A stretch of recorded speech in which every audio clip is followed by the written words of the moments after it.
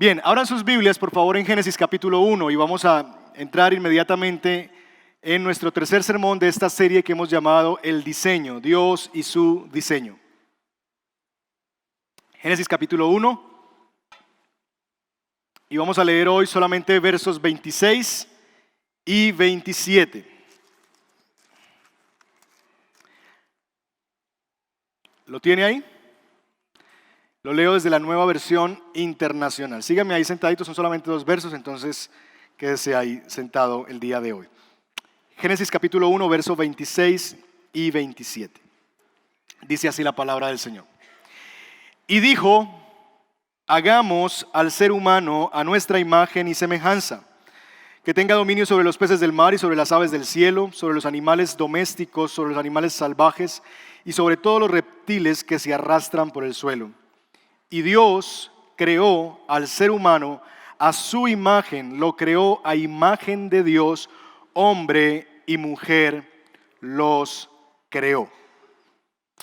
Señor, nosotros queremos pedirte que nos ayudes a entender tu palabra, pero más allá de entenderla, que nos ayudes a ponerla en práctica, que las implicaciones de las verdades que leemos en la Escritura puedan ser llevadas a cabo por nosotros, por el poder de tu fuerza, por la provisión de tu Espíritu y el poder de tu palabra para transformarnos a tu imagen, Señor, y ser cada día más como tú.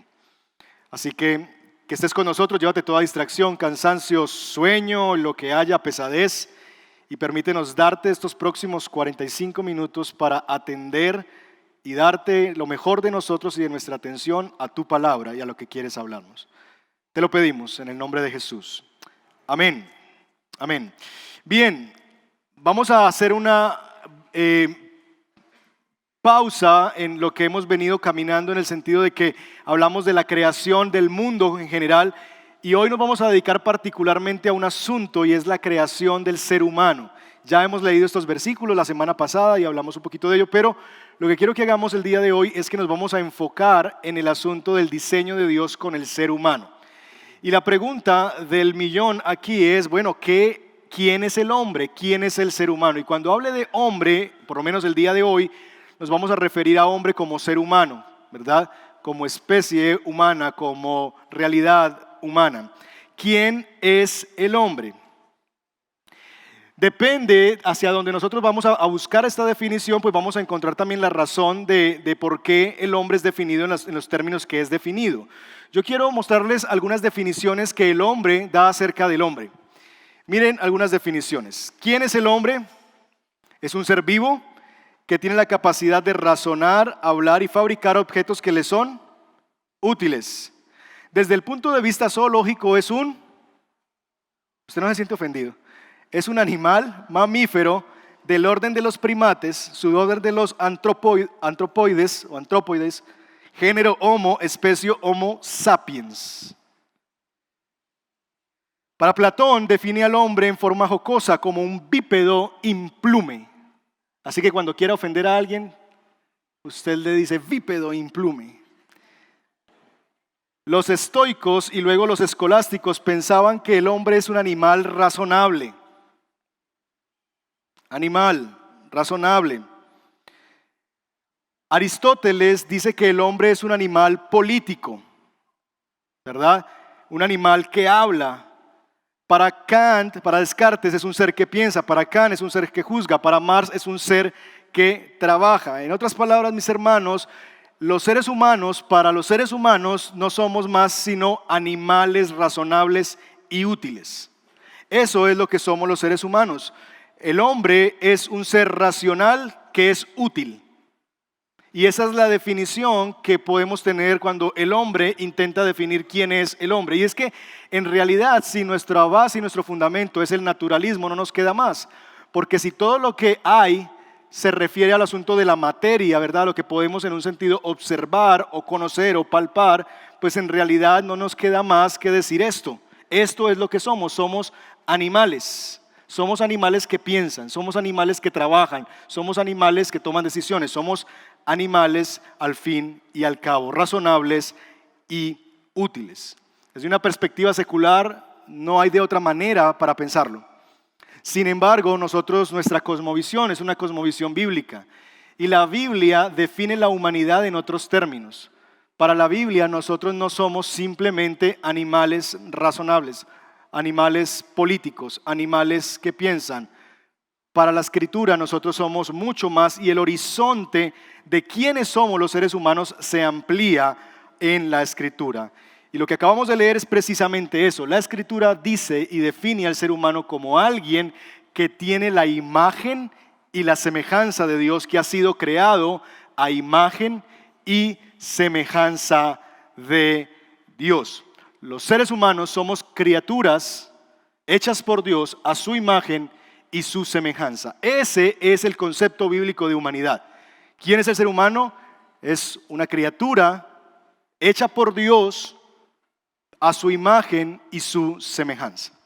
Ahora, el punto es, ¿qué significa eso de ser imagen y semejanza de Dios?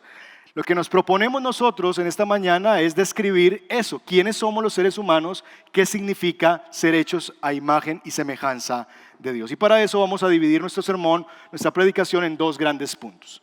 Lo primero que vamos a afirmar es lo siguiente: nosotros somos hechos por Dios. Verso 26, mire su Biblia, por favor. Y dijo, no. Y dijo, hagamos al ser humano a nuestra imagen y semejanza. Entonces, el versículo 26 introduce un cambio en la narración, y ustedes ya lo notaron, de hecho cayeron en la trampa. Y dijo Dios, ¿por qué? Porque a partir del versículo 3 es lo que viene pasando. Verso 3, y dijo Dios. Verso 6, y dijo Dios. Verso 9, y dijo Dios. Verso 11, y dijo Dios. Verso 14, y dijo Dios. Verso 20, y dijo Dios. Verso 24, y dijo Dios. Verso 26, y dijo, hagamos. Hay un cambio en la estructura del texto. Nos viene hablando de una manera y ahora se nos introduce una nueva forma de presentar. Y eso nos debería hacer parar en cuanto a la narración y decir, uy, aquí hay algo distinto. No es simplemente el relato de cómo Dios creó, sino que aquí hay algo que pareciera tener un toque distintivo. Y lo que se nos dice es, y dijo, se infiere que esa persona que dijo es ¿quién? Dios. Y dijo Dios, hagamos. ¿Hagamos? ¿Cómo así? ¿Con quién estaba hablando Dios cuando dijo hagamos? ¿Con quién estaba hablando Dios? Y el escritor nos presenta aquí en este texto como una especie de conversación que se está dando. Aquí parece que hay una deliberación. Y Dios dijo, hagamos al ser humano a imagen y semejanza. Aquí todavía no se ha hecho al ser humano. Eso ocurre en el versículo 27. En el versículo 26 lo que hay es como una deliberación. Hay una idea que surge, hay una reflexión. Y alguien está hablando con otras personas y ellos dicen, hagamos al ser humano ¿a qué? Nuestra, plural nuevamente, a nuestra imagen y semejanza. La pregunta es, ¿con quién estaba hablando Dios? Esa es una buena pregunta, ¿verdad? Y hermanos, aunque hay varias teorías alrededor de esto, yo creo que la cosa más importante y quizás la evidencia más clara es que en este texto tenemos el primer y más grande eco en todo el Antiguo Testamento a una verdad bíblica, y es la Trinidad, que Dios es tres personas en uno. Y yo sé que eso nos explota la mente porque nosotros no tenemos algo parecido a eso, ¿verdad? Es como cuando nosotros nos hablan de la cuarta dimensión, uno no nos imagina eso, ¿verdad? Uno puede pensar en tridimensionalmente, pero uno puede pensar en otras dimensiones de la existencia humana, ¿verdad? Y lo que tenemos aquí es una realidad de un Dios que es un Dios trino. Y lo que básicamente el escritor de Génesis nos está poniendo a nosotros es como quien se escucha en la puerta una conversación que está pasando al otro lado. Y él alcanza a escuchar como que allá están conversando, ¿verdad? Hay una conversación intratrinitaria. Dios está hablando con Dios mismo, ¿verdad? En esa relación, hagamos, y está hablando el Padre, el Hijo y el Espíritu Santo de la idea de hacer a un ser que refleje su imagen y que refleje su semejanza. Entonces, lo que tenemos es eso, mi hermano. Dios es tres personas en uno. Tres personas distintas, un solo Dios, ¿verdad? Así que lo primero que tenemos nosotros aquí, además de ver este primer eco de la Trinidad en Dios, hagamos al ser humano, ¿verdad? Porque no podemos pensar que Dios esté hablando con otros dioses falsos, ¿verdad? Aquí hay una conversación entre la Trinidad, hagamos al ser humano. Además de decirnos como un eco de la Trinidad, lo primero que se nos dice es que la creación del ser humano es una decisión consciente y voluntaria de Dios. Dios quiso crearnos a nosotros. Por lo tanto, mis hermanos, ustedes y yo somos una creación particular de Dios. Nosotros no somos el subproducto de un proceso evolutivo que era un primate y llegó a ser humano. No. Eso pasó en el versículo 24 cuando Dios creó los animales. Ahí están los primates. En el verso 26 hay otra cosa distinta, particular que Dios crea. Y es al ser humano. Es otra cosa lo que Dios crea. Lo separa del resto del reino animal y dice, hagamos al hombre. Y eso es clave sobre todo en estos tiempos de comprensión. Y es que nosotros somos una creación particular de Dios. No somos un bípedo implume, no somos un animal razonable, somos seres humanos. Dios tuvo una decisión de crearnos como seres particulares y de hecho somos los únicos seres de los cuales Dios dice que los quiere crear a su imagen y semejanza. Así que somos una creación particular de Dios, nacida de la voluntad del Creador. No somos productos del azar, no somos productos de la casualidad, somos producto de la decisión de un Dios soberano que quiso crearnos a nosotros, seres humanos. Así que eso es lo primero que establecemos, somos hechos por Dios. No somos casuales, no venimos de otra cosa, somos una creación particular y totalmente distinta al reino animal y creados por la voluntad de un Dios que quiso hacernos a nosotros. Eso es lo primero que se establece en el versículo 26. Pero hay más, porque se establece también que hay un diseño en lo que Dios hace. Dios no solamente nos hace, sino que Dios nos hace conforme a un patrón, conforme a un diseño. Como cuando usted le lleva a su modista una foto de Instagram de una modelo X y le dice, ay, haceme este vestido, Margarita, ¿verdad? ¿Por qué? Porque usted está llevándole un modelo, una imagen para que Margarita le haga el vestido tal cual lo tiene esa modelo. Y usted espera que quede así como se ve en la foto. Hay un patrón que sigue ese diseño que se va a hacer. Bueno, eso es lo que nos dice el texto bíblico, que Dios como diseñador va a seguir un patrón y un diseño con la creación del ser humano. ¿Cuál es ese patrón y ese diseño? ¿En qué se basa Dios para la creación del ser humano? En Él mismo. Voy a crear a un ser a imagen y semejanza. Y ustedes ven, como les he mencionado, que en el verso 26 hay plurales. Hagamos a nuestra imagen. Verso 27 hay singular. Y Dios creó, a imagen de Dios lo creó. Ese asunto del Dios que es tres, pero que a la vez es uno. Entonces nosotros, hermanos, podemos ver que en segundo lugar, nosotros fuimos creados bajo un diseño y ese diseño es la imagen y la semejanza de Dios. En dos versículos, 26 y 27, ¿cuántas veces aparece la palabra imagen? Mire rápidamente su Biblia.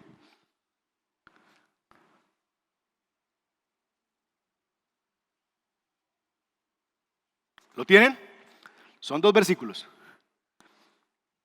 3 veces. Verso 26, hagamos al ser humano a nuestra imagen. Verso 27, Dios creó al ser humano a su imagen. Lo creó a imagen de Dios, hombre y mujer los creó.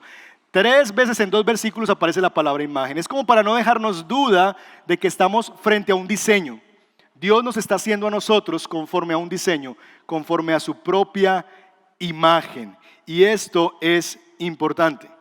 Esa expresión se encuentra tanto en la intención de crear, verso 26, como en la consumación de esa creación en el verso 27. Ahora bien, ¿qué significa imagen y semejanza? ¿Cómo podemos entender esa realidad?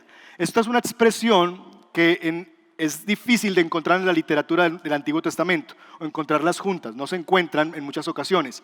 Y realmente la manera más adecuada de entenderlos es como que son dos palabras que siempre deben ir juntas porque la una complementa a la otra. No son dos cosas independientes, pero tampoco son dos cosas que significan lo mismo. Son dos cosas que se complementan la una con la otra para darle un sentido a lo que se quiere expresar. En este caso, que hemos sido diseñados bajo el diseño de Dios mismo. Ahora bien, para poder identificar qué significa ser imagen y semejanza de Dios, necesitamos primero decir qué es lo que no significa ser imagen y semejanza de Dios. Y en primer lugar tenemos que decir que ser imagen y semejanza de Dios no significa que nosotros seamos físicamente parecidos a Dios. Nosotros tenemos una expresión muy popular: tan divino. Ese tipo está divino. Esa chica está divina. Y es una manera de expresar que es tan hermoso como la divinidad. Pero en realidad eso es incorrecto. Yo sé que es romántico, no quiero dañar el romanticismo, pero es herético, ¿verdad? Porque en realidad no hay nadie que se parezca físicamente a la deidad. De hecho, Dios mismo prescribe que nosotros no deberíamos hacerlo así. En Deuteronomio capítulo 4, versos 15 y 16, mírenlo en pantalla. El día que el Señor les habló en Horeb, en medio del fuego, ¿ustedes qué? No vieron ninguna figura, por lo tanto, ¿qué cosa? Tengan mucho cuidado. ¿De qué? De no corromperse haciendo ídolos o figuras que tengan forma de qué? De hombre o mujer, forma o imagen, aquí la palabrita clave, de hombre o de mujer. La razón, mis hermanos, es eso, es Dios no tiene forma humana, por lo que ustedes deberían cuidarse de no hacer de Dios algo como una imagen humana. Tengan cuidado de no corromperse haciendo ídolos o figuras que tengan forma de imagen humana. Entonces, cuando ponemos a Dios y le hacemos una figura como de hombre, estamos pecando contra Dios, porque Dios no se apareció en forma humana en Horeb. Esa es la razón que Deuteronomio capítulo 4 da. Así que, mis hermanos, de hecho, la única persona que está autorizada para hacer algo a su imagen es Dios mismo. La única persona que está autorizada para hacer algo a imagen de Dios es Dios mismo. ¿Y qué hizo Dios a imagen suya? Al hombre. Lo interesante es que cuando un artesano hace una imagen, el artesano se dobla delante de la imagen. ¿Sí o no? Es lo que sucede hoy en el catolicismo romano. Los artesanos, los que crean las imágenes, se postran delante de la imagen. Pero el principio bíblico es todo lo contrario. Dios crea algo que es su imagen y es la imagen la que se dobla ante su creador. Y eso es totalmente a la inversa, porque Dios es el único que puede hacer eso. Entonces, mis hermanos, no es nuestra imagen y semejanza con Dios, no es porque nosotros físicamente lleguemos a ser parecidos a Dios. Ahora, usted puede decir, pero pastor, en los Salmos dice que los ojos del Señor están por toda la tierra, que la mano del Señor cuida a sus hijos.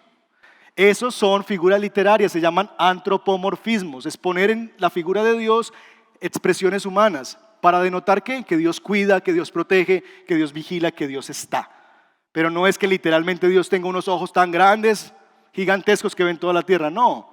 O que la mano del Señor es una cosa así con dedos extra largos, no, no es eso, ¿verdad? Es una figura literaria. Dios no tiene forma humana, por eso no deberíamos hacer imágenes de Dios. Solo Dios puede hacerlo y ya lo hizo en nosotros para que nosotros nos inclinemos delante de Él. Ahora, si eso es lo que no es ser imagen y semejanza de Dios, eso no significa, entonces, ¿qué significa? Y yo quisiera proponerles, mis hermanos, que hay por lo menos 3 escenarios en los que nosotros podemos entender lo que significa ser imagen y semejanza de Dios. En 3 aspectos, en 3 realidades, podemos entender lo que significa ser imagen y semejanza de Dios. Y aquí estoy siguiendo el pensamiento del profesor Theo Donner.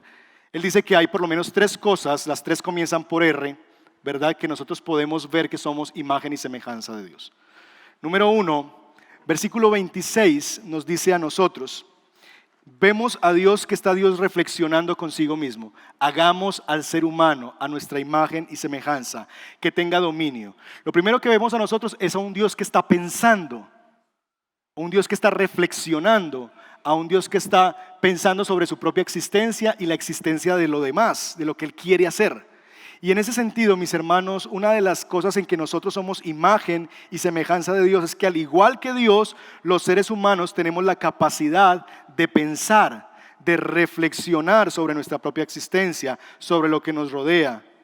Somos agentes morales que pueden definir lo que es bueno y lo que es malo. Dios dice en el verso 31, y vio lo que había hecho y lo consideró que era, no, muy bueno, muy bueno. Hay un valor acerca de algo, ¿verdad? Un valor moral, un valor también que tiene que ver con la belleza de eso que se observa. Nosotros tenemos esa capacidad también de poder observar cosas y dar juicios sobre eso, tanto juicios morales como juicios también estéticos sobre las cosas.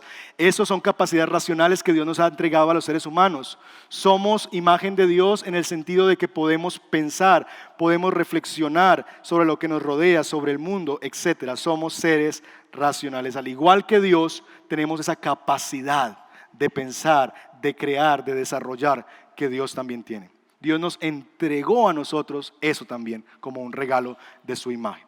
Así que somos imagen y semejanza de Dios en primer lugar porque somos seres racionales.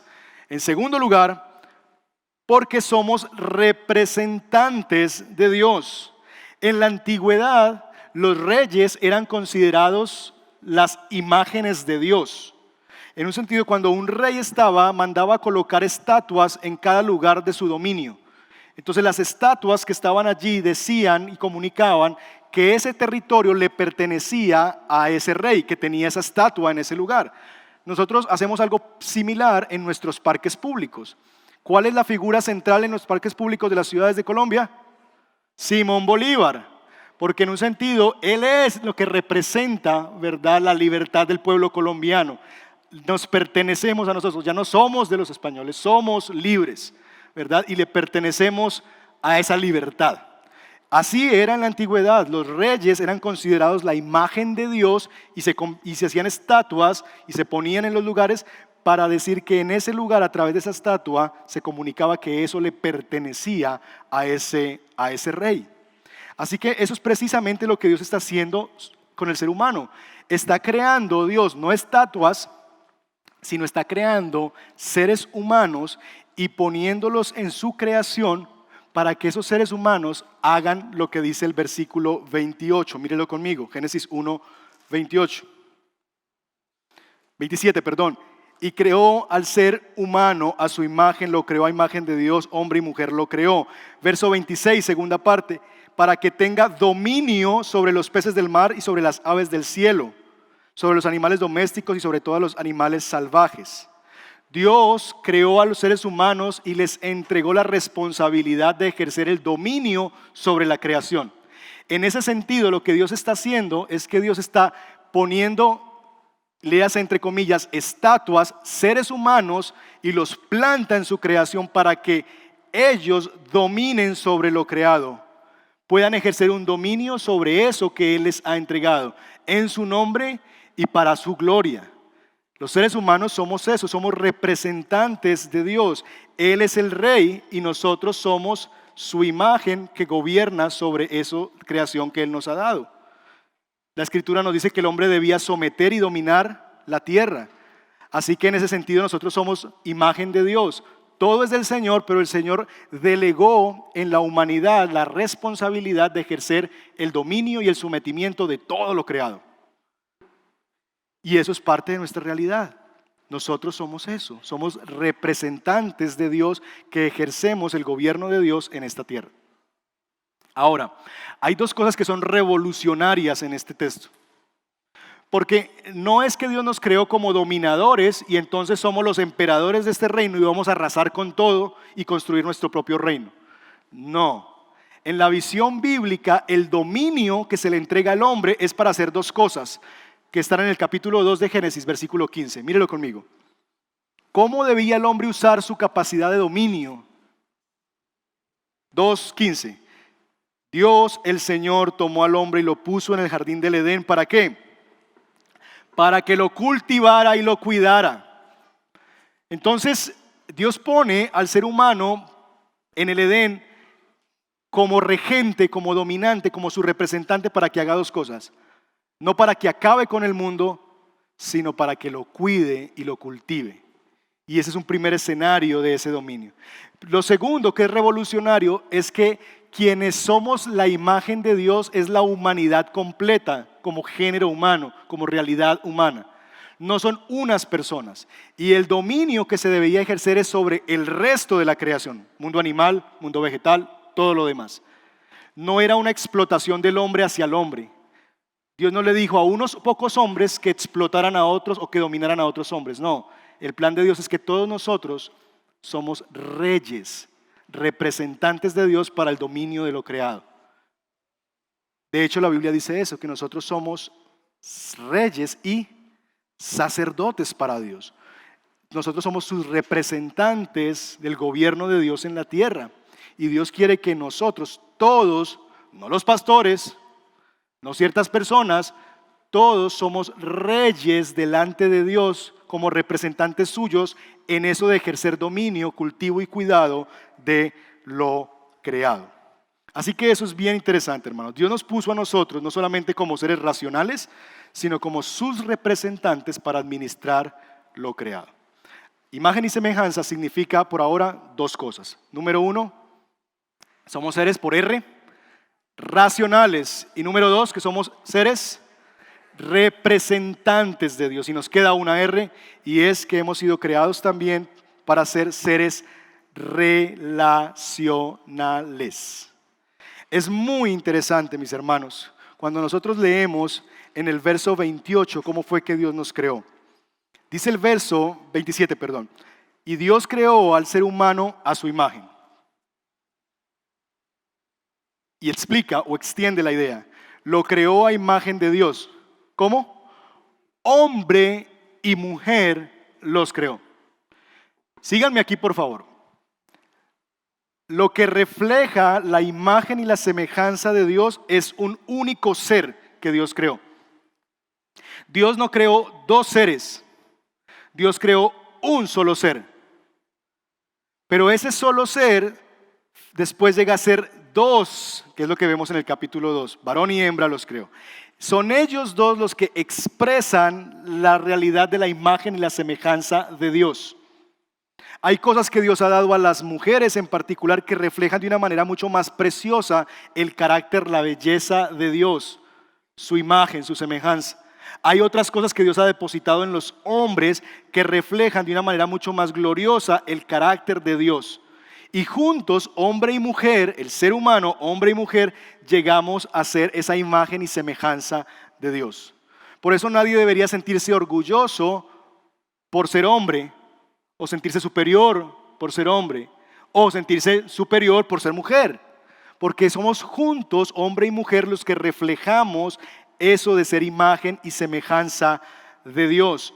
Dios nos creó a nosotros, Dios creó al hombre singular, pero lo creó de una manera plural, varón y hembra, los creó. ¿Cómo podemos entender eso? ¿Cómo podemos entender esa realidad de que Dios creó un solo ser, pero que en realidad son varón y hembra? Lo podemos entender cuando miramos a Dios mismo, porque Dios nos creó a su semejanza y Dios es la manera quizás más cercana de entender eso, de entender que hay un solo ser que vive en tres realidades, Padre, Hijo y Espíritu Santo, así como hay una sola persona que Dios creó que vive en dos realidades, varón y hembra. Fuimos imagen y semejanza de Dios porque Dios nos creó como Él es, como un ser plural. Desde el comienzo en el plan de Dios, Dios quiso crear a un ser humano que fuera plural desde el comienzo, que manifestara la unidad de un solo ser, pero a la vez en sus personalidades y roles vivieran expresando también esa realidad de dos personalidades distintas, varón y hembra. Somos seres plurales, no somos islas o individuos creados. Somos seres creados para vivir en relación unos con otros. Así nos diseñó el Señor. Somos seres relacionales. Pero también, mis hermanos, significa esto que Dios nos creó con la oportunidad y el privilegio de tener una relación con Dios. Ustedes no ven hasta este momento, verso 28, dice, y Dios los bendijo con estas palabras y les dijo fructifiquen y les dijo multipliquen. Ustedes no ven en los versos anteriores que Dios se pone a conversar con las matas. Yo sé que hay hermanas que hablan con las matas. Dios no habla con las plantas, ¿verdad? Dios no le está hablando a las plantas diciéndoles, ay, tan bonita, vea cómo está de verde, sigue creciendo. No, eso lo hacen algunas personas, pero Dios no lo hace. A las únicas personas a las que Dios les habla es a los seres humanos. Y eso es maravilloso, hermanos. Deberíamos gozarnos de que podemos hablar con Dios. Dios se dirige a nosotros, nos bendice, nos da instrucciones, nos aconseja, nos dice cómo deberíamos vivir en este mundo, etc.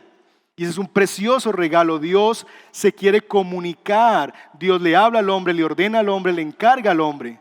Dios habla al hombre personalmente, pero le habla también corporativamente, como esta mañana. Y Dios ha diseñado, de hecho, la historia de la humanidad así.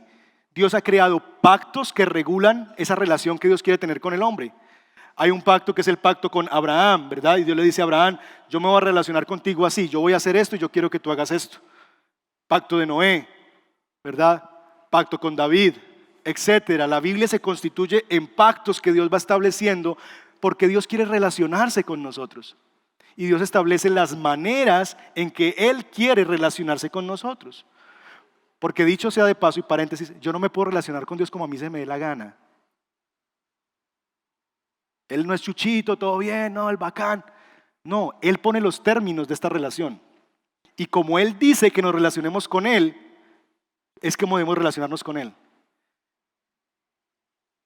Entonces hay pactos que Dios establece para regular esa relación, porque desde el comienzo Dios, por alguna razón, en su bendita gracia, quiso hablarle y relacionarse con el hombre.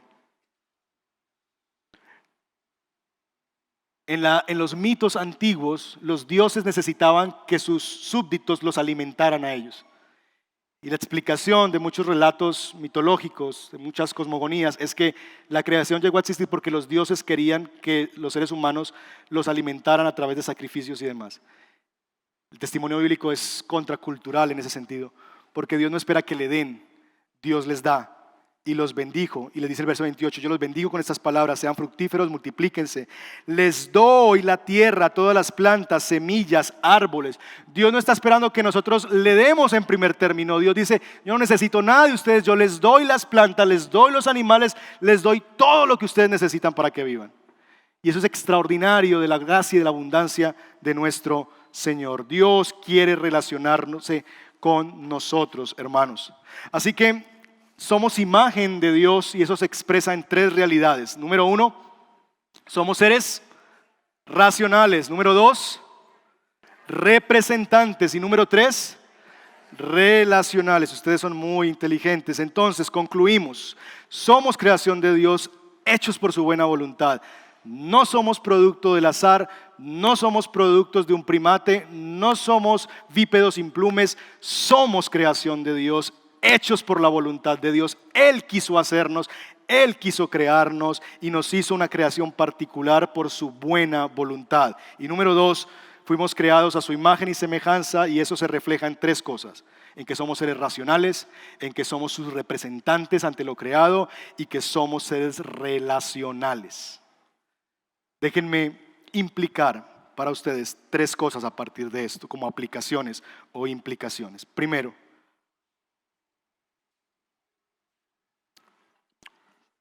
hay una tendencia en el mundo evangélico que nos lleva a nosotros a considerar una suerte de anti-intelectualismo en la iglesia. Como que si usted es cristiano, usted tiene que ser bruto. Si usted quiere ser cristiano, olvídese de ser una persona educada, olvídese de ser una persona que puede pensar, generar pensamiento. Deje el cerebro en la puerta de la iglesia y entre, hermano, por favor. Y no cuestione, no pregunte, no diga nada. Quédese callado y acepte todo porque está el nombre de Dios ahí de por medio. Si hay algo que nos constituye a nosotros, imagen de Dios, es que somos seres pensantes. Tenemos la capacidad de razonar, de generar pensamiento. Tenemos la capacidad que Dios tiene de poder crear cosas, de poder transformar realidades, de poder desarrollar cosas a partir de algo que tenemos. No tenemos la capacidad de Dios de crear de la nada, pero con lo que Él nos ha dado podemos crear cosas que hagan de este lugar cada vez mejor. Somos seres creados para eso. Mucha gente dice, no, es que yo soy cristiano, el mundo se va a acabar, entonces me voy a quedar aquí cruzado de brazos. Porque es que Cristo viene pronto. No piense, no estudie, no trabaje, no trate de mejorar el mundo, no pierda el tiempo. No haga nada, quédese ahí. No, ese no es el modelo bíblico. Cuando el pueblo de Israel fue a Babilonia y vivió en una tierra extranjera, y ellos estaban preguntando exactamente lo mismo. Es que yo cómo voy a trabajar para producirle al pueblo que me conquistó. Yo cómo le voy a dar los mejores de mis dones a una nación que no es la mía. Yo cómo le voy a dar lo mejor de mis pensamientos, Daniel, en Babilonia, para que esta nación crezca y prospere. Y Dios dice a través del profeta Jeremías, creo que es capítulo 29, le dice lo siguiente: Jeremías, dile al pueblo que trabajen por el bien de la ciudad, porque en el bien de la ciudad estará el bien de ustedes. Mis hermanos, nosotros vivimos en Babilonia. Esta tierra no es la nuestra. Nosotros estamos aquí en el exilio. Vivimos exiliados. Usted no es de aquí. Por más eses que tenga, usted no es de aquí. Usted es de allá. Yo soy de allá. Y esta es nuestra tierra de exilio. Y mientras vivimos en esta tierra de exilio, el mandato del Señor es: trabajen por el bien de la ciudad, transformen su realidad, no se escondan, no metan la luz debajo de este tarro, salgan y transformen la sociedad, porque en el bien de la ciudad estará el bien de todos. Mi responsabilidad es como pastor.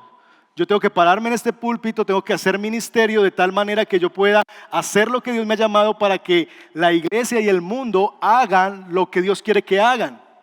Esta es mi parte y mi rol, pero la tuya como ingeniero, abogado, persona de oficina, mensajero, lo que sea que hagas, es que Dios te tiene en el mundo también para que tú hagas lo mismo y uses lo que Dios te ha dado, los recursos que Dios te ha dado, la capacidad de pensar, de ser hombre de ciencia, de articular pensamiento, lo que sea, para que hacer de este mundo un mundo mejor, porque así vas a reflejar el carácter de Dios.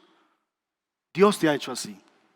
Así que muchachos, estudien si pueden, prepárense si pueden. No hagan de eso su Dios y su ídolo, no. Es un recurso para yo mostrar que soy imagen y semejanza de Dios.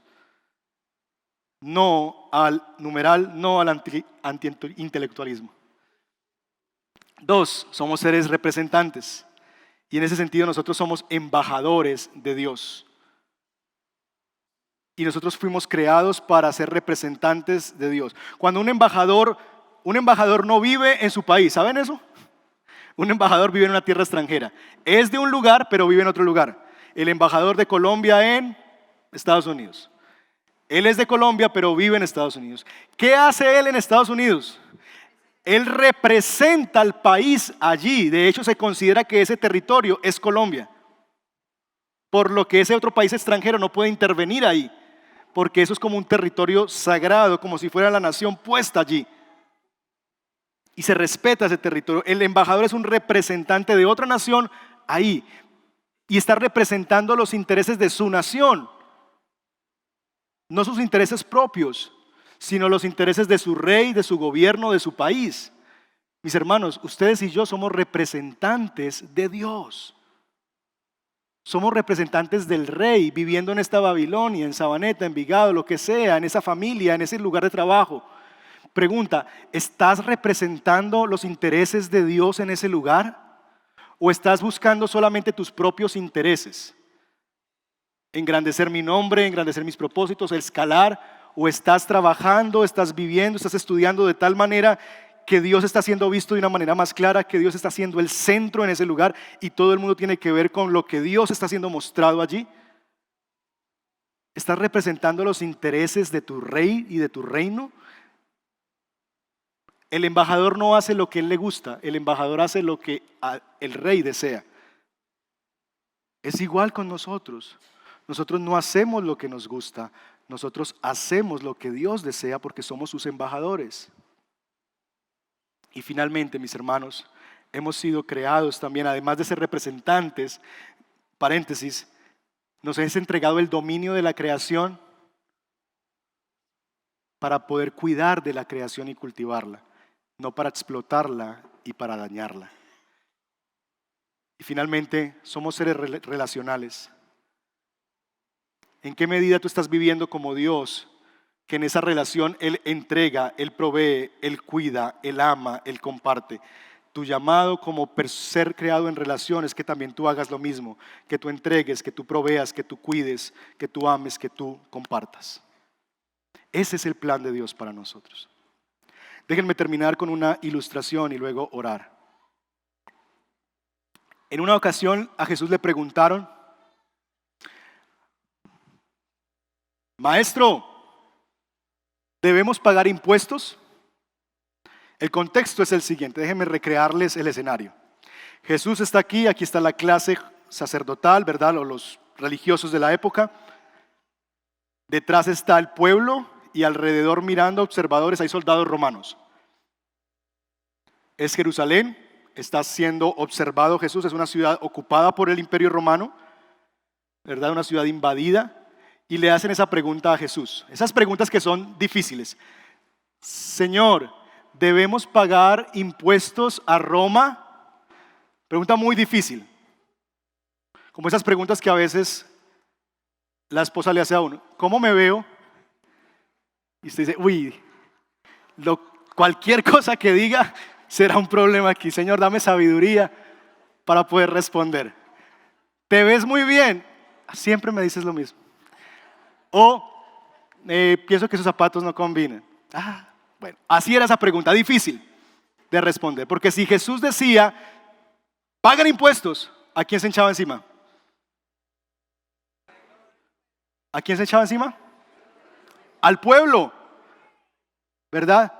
Este imperialista yanqui está a favor de los opresores, ¿verdad? Este es un pueblo oprimido por un imperio. ¿Cómo se le ocurre decir eso? Tirémosle piedra. Pero si decía lo otro, si decía no deberíamos pagar impuestos al César, ¿a quién se echa encima? A los soldados, ¿verdad? Entonces ya izquierdista, castrochavista, bueno, todo ese tema. Así estaba Jesús. ¿Qué digo aquí? O sea, ¿qué va a decir? Y entonces Jesús hace algo extraordinario y piden que le traigan una moneda. ¿Tiene una moneda ahí, por favor? ¿Alguien tiene? 2 monedas necesito. Gracias, hermano, te las devuelvo. Ok. Bien, le traen una moneda. En la antigüedad, las monedas tenían el rostro del César o de la persona que gobernaba siempre, era una manera de comunicar el poder, ¿verdad? Nosotros le ponemos quizás de símbolos importantes del país, en esa época se le ponía el rostro de quien dominaba en el imperio. Entonces él pide que le traigan una moneda, tráigame una moneda. Entonces le traen la moneda y él se las muestra a todos. Y les dice, ¿qué imagen ven aquí? Y todo el mundo dice, del César, ¿verdad?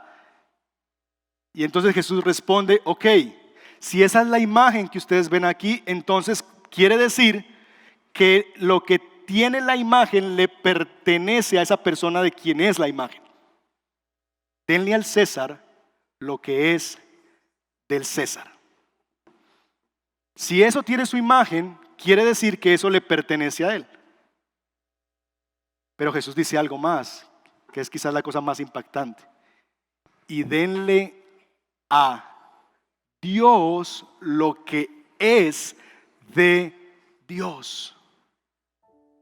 Y lo que está implicando, mis hermanos, es que sí, por un lado es la moneda, el metal, le pertenece al César, pero sus vidas no le pertenecen a nadie, a ningún emperador, a ningún César, a ningún príncipe, a ningún gobierno, porque sus vidas tienen la imagen de Dios.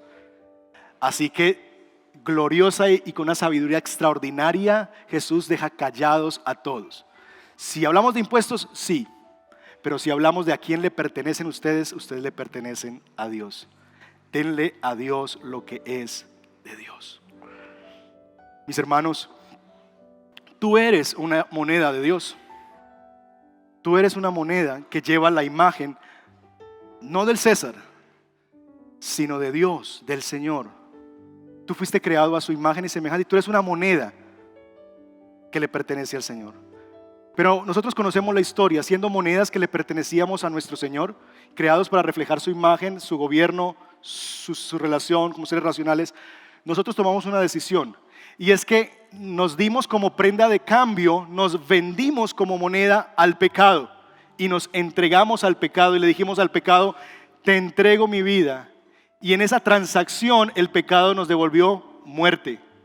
Nosotros le dimos nuestra vida al pecado y el pecado nos dio como paga la muerte, porque la paga del pecado es la muerte. Nosotros le dimos la vida, el pecado nos dio la muerte. Y esa ha sido la historia de la humanidad sin Cristo. Una historia de una moneda que le pertenecía a alguien, pero que voluntariamente nosotros, en el ejercicio de eso que somos, seres moralmente capaces de tomar decisiones, le entregamos nuestra vida y le vendimos nuestra vida al pecado. Y eso es lo que explica por qué la humanidad es tan irracional, como para hacer jueguitos de salte y yo lo tumbo, y como para irse a una fiesta. Me contaba mi esposa ayer, y una persona le echó hielo seco a una piscina y murieron 8 congelados. Para hacer cosas tan irracionales como las que estamos haciendo los seres humanos hoy día, a diario. A partir de ahí se explica toda nuestra irracionalidad. A partir de ahí se explica que los seres humanos no vivimos como representantes para cuidar la tierra y cultivarla, sino que vemos en la tierra dinero, oportunidad de sacar ganancia, y destruimos la tierra para mi beneficio, porque yo no quiero cuidar y cultivar, yo quiero sacar y explotar. Esto explica por qué los seres humanos vivimos en relaciones dañadas, por qué hombre y mujer ya no viven en esa expresión del carácter de Dios, de la belleza de Dios, sino que vivimos en guerras de sexos, matrimonios destruidos, hijos contra sus padres, padres contra sus hijos. Porque siendo imagen de Dios, un día hicimos una transacción y le dimos esta monedita al pecado, y el pecado nos dio la muerte. Mas Dios muestra su amor para con nosotros en que, siendo aún pecadores, Cristo murió por nosotros. Y es que vino aquel que es la imagen perfecta de Dios, dice el libro de Colosenses. El segundo Adán, la segunda moneda perfecta y completamente la imagen de Dios en él. Él es la imagen de Dios, así como era Adán al comienzo. Él es el segundo Adán, y vino y él vivió la vida perfecta que ni tú ni yo pudimos vivir. Él fue tentado como fue tentado Adán, pero él no cayó. Él se mantuvo firme, hizo la voluntad de su Padre, y un día hizo la siguiente transacción, este glorioso intercambio. Le dijo al pecado, ok, todas estas personas, todas estas monedas que eran imagen de Dios se han vendido a ti como transacción y tú les has dado la muerte. Pero yo tengo esta moneda que es mi propia vida, soy el Hijo de Dios, vale mucho. Y lo que él fue a hacer a la cruz del Calvario fue hacer un intercambio. Y dijo, yo pago. Yo soy la imagen perfecta de Dios y yo estoy dispuesto a pagar y a entregarme voluntariamente para hacer que estas moneditas vendidas al pecado ya no sean más esclavas al pecado y vuelvan a ser lo que Dios quiere que sean, imagen de Él. Y Él se entregó voluntariamente a la muerte y nosotros recibimos la vida.